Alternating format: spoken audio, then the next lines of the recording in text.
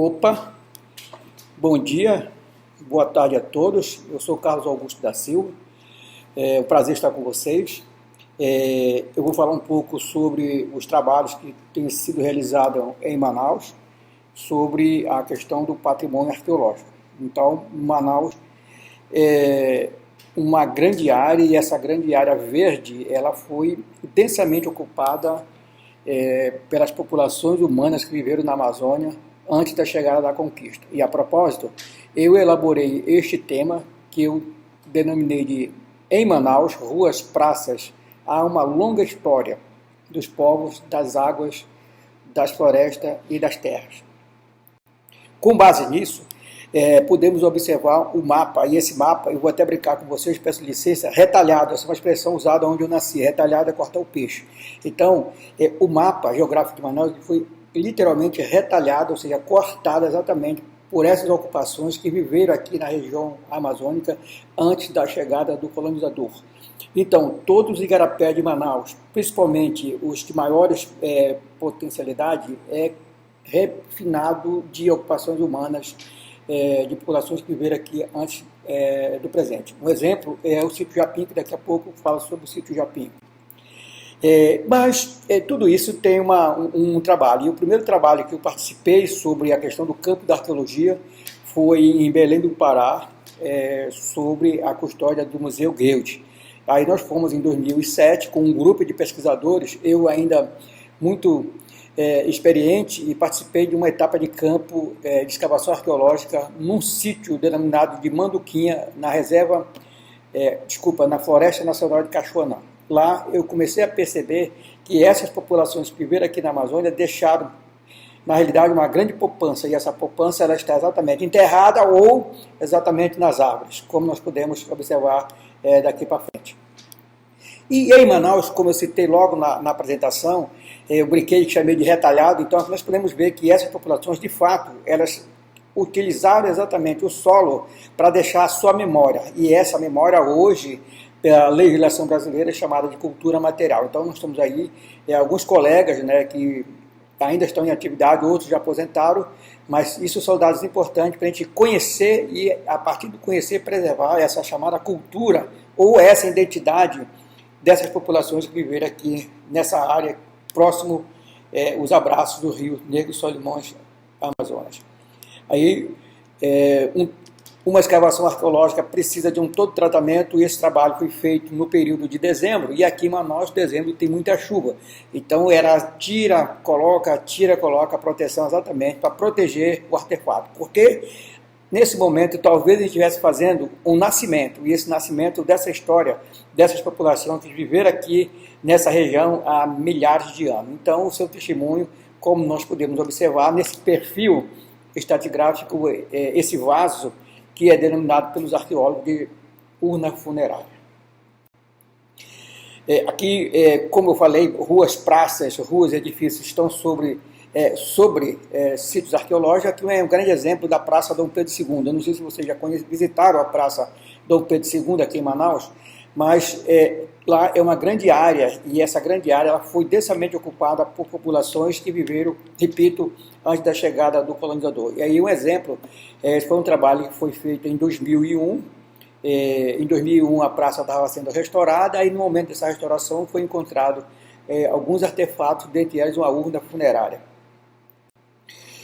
Um outro exemplo, como eu falei logo na apresentação, o sítio Japim. O sítio Japim denominado exatamente o bairro, E a propósito, essa área é chamada de Japim porque é cheio de palmeiras, e essas palmeiras são cheias de frutos, e outros também que têm frutos. E aí é cheio de pássaros que fazem exatamente essa revoada em busca do alimento. Eu tenho notado que os sítios arqueológicos aqui na Amazônia, eles são uma espécie de supermercado, ou seja, com uma abundância de alimentos para essas populações, não só humanas, mas também dos animais.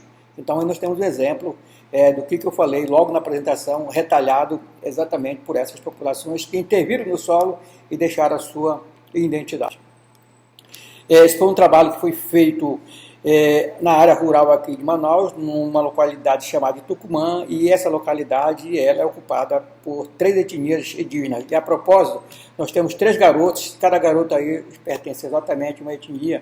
Esses são dados importantes para a gente reconhecer e conhecer como é que essas populações do passado deixaram a sua memória. E hoje ainda estão ocupando. E a propósito, por curiosidade das crianças, eu falei para eles que aquilo na realidade era uma história, e essa história talvez fosse um livro. Esse livro aberto, e após essa abertura a gente começa a entender essa história. E aí eles ficaram empolgados, e aí nós fizemos essa foto.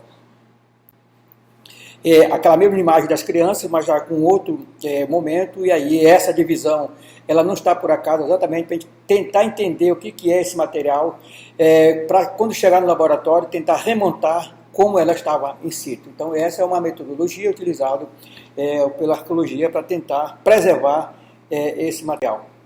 E geralmente os sítios arqueológicos, não só aqui em Manaus, mas em outros municípios do Amazonas, todos estão próximos aos rios. Então dá para perceber que é uma área de floresta, mas essa floresta embaixo tem uma linda praia. Isso são, a propósito, aqui próximo o Negro Solimões, agora no período da seca, sempre tem essas praias. Um exemplo desse é o sítio Açutuba, que uma área densa de terra preta, que talvez foi uma cidade indígena da Amazônia pré-colombiana.